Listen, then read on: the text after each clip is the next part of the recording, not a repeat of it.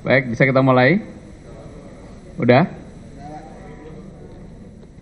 Jangan karena satu terus kemudian nggak bisa semua nih. Karena masih ada dua acara lagi. Baik, bisa kita mulai? Assalamualaikum warahmatullahi Dengan maksud kami pengumuman kebijakan kebijakan ekonomi jilid 4 ini Anda dapat saksikan selengkapnya dalam program Metro hari ini. Dan ini sekaligus menutup jumpa kita di Wacara Tadi Sekali ini pemirsa. Saya Krizi Alexa. Saya Widya Saputra undur pamit, sampai jumpa.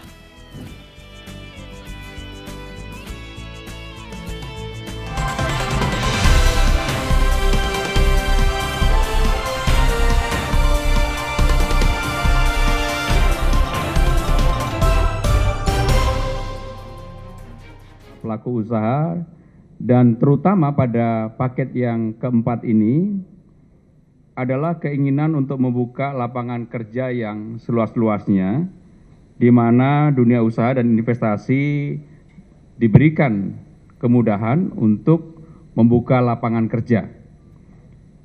Di samping itu, 3 paket yang akan disampaikan adalah pertama, hal yang berkaitan dengan sistem pengupahan. Yang kedua, berkaitan dengan tindak lanjut dari KUR yang kemarin sudah disampaikan oleh Menko Perekonomian. Dan yang ketiga adalah kredit UKM untuk ekspor dan untuk mencegah PHK. Karena nanti akan ada hitungan angka-angka berapa yang akan bisa diselamatkan oleh paket yang ketiga. Bapak Ibu saudara-saudara sekalian, nanti Menko Perekonomian, Menaker, dan juga Menteri Keuangan akan menyampaikan hitungan.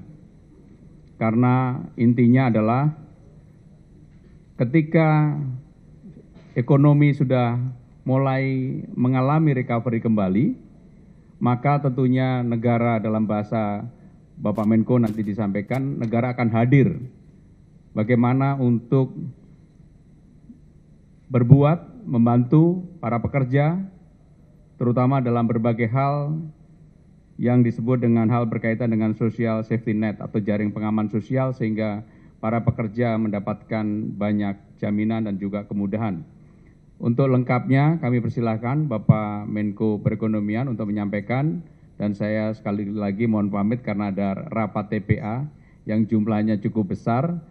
Kali ini ada 24 jabatan yang akan di TPA-kan, jadi salah satu rekor TPA selama ini. Terima kasih. Wassalamualaikum warahmatullahi wabarakatuh. Waalaikumsalam warahmatullahi wabarakatuh. Saudara-saudara sekalian, saya mulai dengan penetapan formula yang sederhana dan jelas untuk menentukan upah minimum. Ya, upah minimum resminya namanya upah minimum provinsi ya. Upah minimum. Tujuan utama dari penetapan ini tadi sudah disinggung oleh Pak Pramono bahwa ini adalah untuk upaya membuka lapangan kerja seluas-luasnya.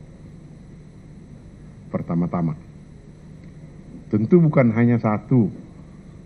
Ya, yang kedua, dia juga berfungsi ya untuk meningkatkan kesejahteraan buruh pekerja.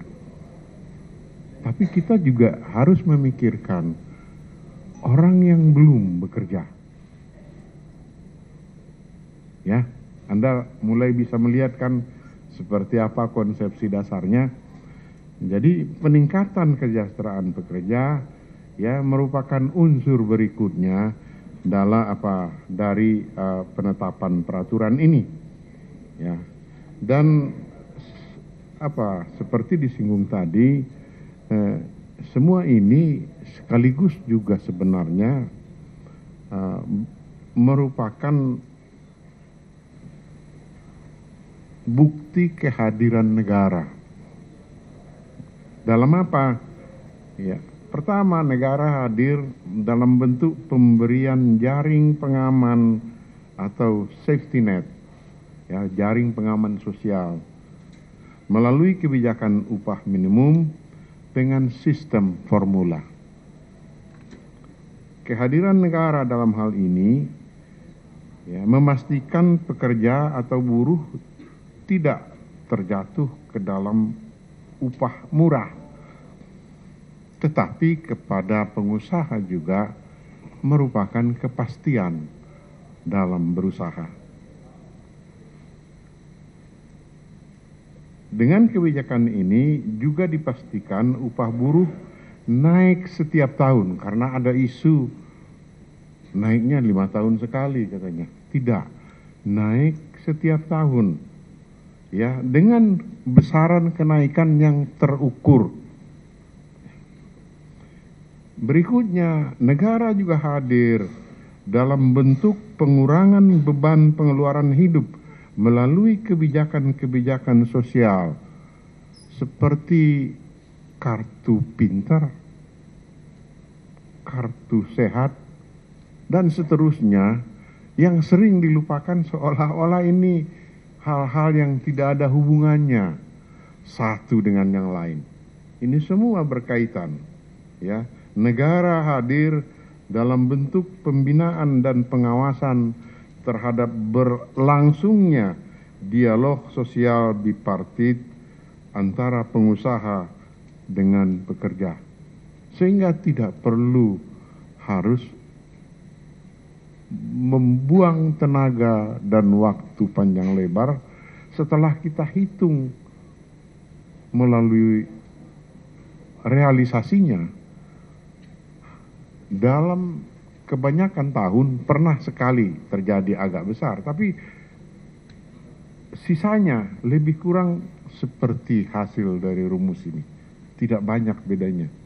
Nah, saudara-saudara sekalian, adanya formula ini, ya, kira-kira konsepsinya begini, bahwa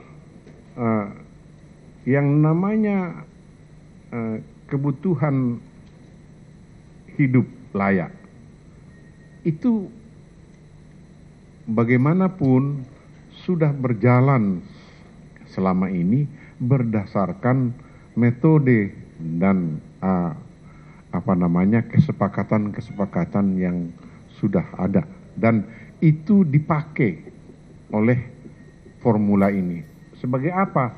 Sebagai basis bahwa upah minimum di suatu provinsi pada tahun yang berjalan itu adalah basis dasar bagi penghitungan upah untuk tahun depan yang akan berlaku segera dengan formula ini.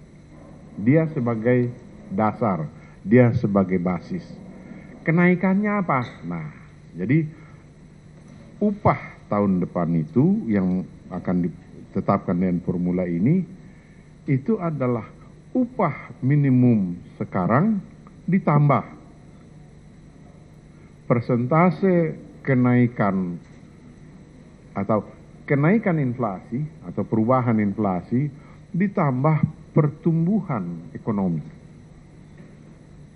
Jadi kalau inflasi 5%, pertumbuhan ekonomi misalnya 5%, ya 10. Berarti tahun depan di daerah itu upah minimum adalah upah minimum tahun ini ditambah 10%. Ya. Tahun depannya hitung lagi apa yang berlaku perjumlahan tahun ini dengan inflasi dan pertumbuhan itu ditambah lagi dengan inflasi dan pertumbuhan ekonomi. Nah, secara konsep sebetulnya itu sudah bisa dikatakan adil. Kenapa?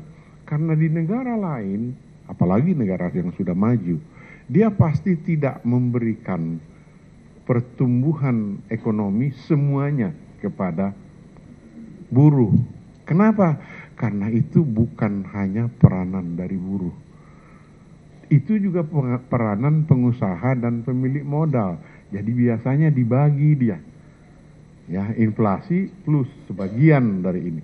Tapi di kita kesepakatannya adalah inflasi ditambah seluruh pertumbuhan itu sendiri. Oke, ya. Kecuali di 8 provinsi. Kenapa ada kecualinya? Ternyata di 8 provinsi ini upah minimum sekarang belum bisa dianggap layak untuk belum 100% mencapai KHL. Tetapi kalau dia kemudian dinaikkan serta-merta supaya langsung 100% juga bisa terlalu banyak naiknya. Sehingga diberikan masa transisi 4 tahun. Jadi kalau bedanya 20%, dia di bawah KHL, ya upah minimumnya sekarang, maka 20% dibagi 4, 5. Ya kan? Jadi kalau tadi 10 kenaikannya karena pertumbuhan dan inflasi, tambah lagi 5. Jadi 15. Tahun depan, inflasi, pertumbuhan, tambah lagi 5 di provinsi itu. Kalau bedanya 24, tentu tambah 6. Ya kan? Nah, sehingga 4 tahun dari sekarang, dia juga pada posisi yang sama. KHL-nya tercapai. Ya, itu adalah rumusannya. Kemudian, sebetulnya upah minimum itu pada dasarnya ya 1 angkanya itu ya, untuk karena kita masih per provinsi ya per provinsinya pada dasarnya itu. Tetapi memang undang-undang kita mengatakan masih pakai ataunya itu adalah sektor. Bagaimana caranya supaya tidak kemudian meninggalkan prinsip formula ini? Maka caranya adalah oke, sekarang bedanya satu sektor unggulan misalnya 10% lebih tinggi dari upah minimum, dia setelah dihitung di provinsi itu upah minimum dengan rumus yang ada, formula yang ada, ya ditambah lagi 10% untuk sektor itu, karena memang ada pengaturannya di undang-undang kita. Kalau kurang, ya kurang dari itu. Ya, saudara-saudara, itu barangkali yang kedua, dan aturan pelaksanaannya juga sudah disiapkan oleh Menteri Tenaga Kerja dan Pak Hanif. Nanti persisnya kalau mau dibacakan rumusnya nanti akan dibaca oleh Pak Hanif ya. Upah rumusnya itu upah minimum sama dengan, nah nanti ada rumusnya ya. Itu yang pertama. Yang kedua adalah penegasan dan ada perluasannya ini untuk KUR.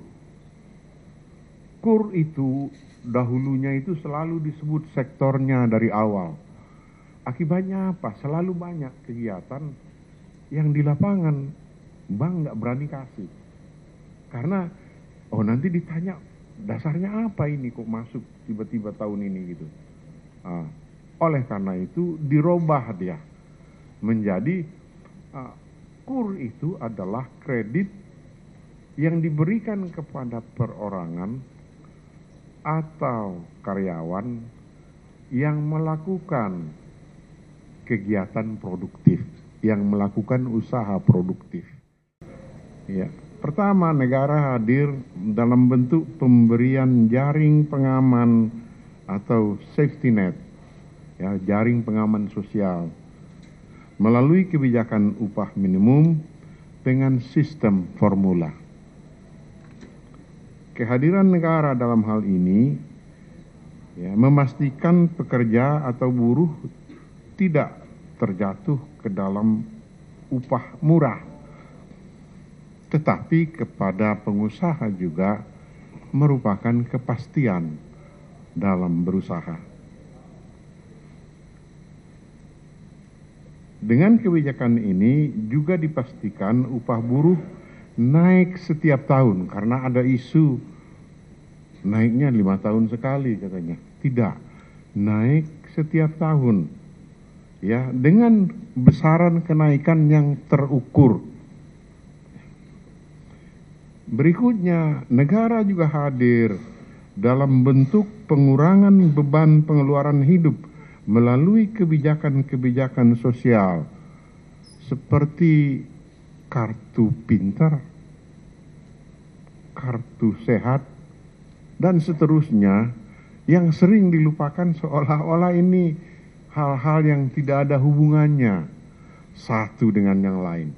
Ini semua berkaitan, ya. Negara hadir dalam bentuk pembinaan dan pengawasan terhadap berlangsungnya dialog sosial bipartit antara pengusaha dengan pekerja. Saya sebagai Ketua Umum Dewan Pimpinan Pusat Partai Nasdem memberikan keterangan resmi kepada saudara sehubungan dengan sebuah peristiwa yang menyangkut kasus yang dikenakan kepada Sekretaris Jenderal Partai Nasdem, Saudara Patrice Rio Capella, sebagaimana yang telah saudara ketahui, memang ini adalah merupakan hari-hari yang cukup memprihatinkan, baik dalam kapasitas saya pribadi dan tentu bagi seluruh keluarga besar Partai Nasdem. Karena bagaimanapun juga, tentu ini menimbulkan sesuatu yang mungkin terasa cukup berat bagi kondisi perjalanan keberadaan institusi partai ini dengan menghadapi cobaan yang terus-menerus dihadapkan kepada partai ini. Tapi insya Allah mudah-mudahan saudara, penjelasan yang kami berikan ini akan memberikan kejelasan lebih lengkap pada saudara, bahwasanya seperti apa yang pernah sebelumnya ditegaskan oleh saya, institusi Partai Nasdem ini memiliki sebuah kesepakatan yang harus menjadi pegangan bagi seluruh fungsionaris dan anggota-anggotanya. Sekecil apapun kesalahan yang dikenakan atau mengena kepada diri, baik itu anggota maupun fungsionaris kader partai ini, di dalam aspek kasus hukum, lebih spesial lagi terhadap masalah tindak pidana korupsi, apabila yang bersangkutan telah dikenakan statusnya sebagai tersangka, maka kepadanya diberikan dua opsi. Yang pertama adalah mengundurkan diri, kedua diberhentikan. Saudara Patrice Rio Capella dalam kapasitasnya sebagai seorang Sekretaris Jenderal yang sejak awal, sejak kelahiran partai ini bersama ikut membesarkan partai ini. 1,5 jam yang lalu secara khusus menyatakan keinginan dirinya dan menyatakan kesiapan dirinya untuk mundur dari Partai Nasdem yang ikut dibesarkan olehnya. Saya katakan ini tentu memprihatinkan, tapi inilah bahagian daripada sebuah komitmen atas konsistensi sikap yang terus-menerus dipegang teguh oleh seluruh slagorde partai ini. Saya menghargai sikap Saudara Patris Rio Capella. Itu artinya menerima pengunduran dirinya sebagai anggota dari Partai Nasdem. Selanjutnya, pada hari ini juga saya memerintahkan kepada Saudara Willy Aditya selaku Wakil Sekjen untuk mempersiapkan penggantian antar waktu. Surat penggantian antar waktu karena kapasitas Bung Patris Rio Capella adalah anggota DPR RI. Insya Allah barangkali surat itu pada hari Senin nanti, selambat-lambatnya sudah diserahkan kepada Komisi Pemilihan Umum. Pada hari ini juga saya menetapkan pejabat PLT daripada Sekjen yang saya putuskan dijabat oleh Ibu Nining Indra Saleh, yang sekarang ini adalah salah satu wakil sekretaris jenderal di DPP Partai Nasdem. Saudara, partai ini kembali ingin mempertegas sikapnya bahwasanya kami amat sangat menghargai dan menjunjung tinggi upaya-upaya penegakan hukum di negeri ini. Kami tidak pernah bermain-main antara ucapan dengan perbuatan. Kami tahu di dalam perjalanan kehidupan ini, tiada seorang pun di antara kita yang sempurna, terbebaskan dari kesilapan dan kekurangan, baik itu kesalahan yang kecil maupun kesalahan yang besar.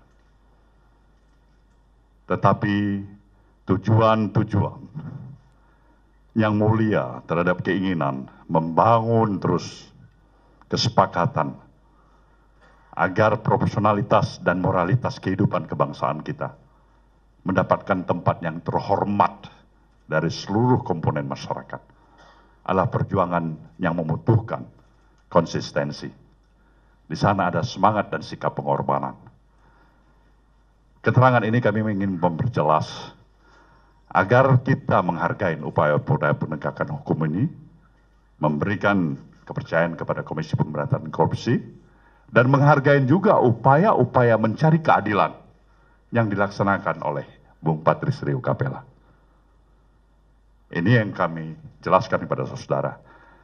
Inilah penjelasan resmi dari saya selaku Ketua Umum dan Pimpinan Pusat Partai Nasdem. Kami yakin dan percaya semoga dengan penjelasan ini akan bisa memperjelas bahwasanya Nasdem tidak pernah bergeser daripada komitmennya untuk upaya-upaya penegakan hukum di negeri ini. Sekian saudara, mudah-mudahan penjelasan ini bisa memberikan tambahan yang berarti, dan kami persilakan kepada saudara bila memang ada hal-hal yang perlu untuk ditanyakan, saudara boleh mengajukan pertanyaan itu, dan dengan senang hati saya akan mencoba untuk menjawabnya. Terima kasih. Wabillahi taufiq wal hidayah. Wassalamualaikum warahmatullahi wabarakatuh.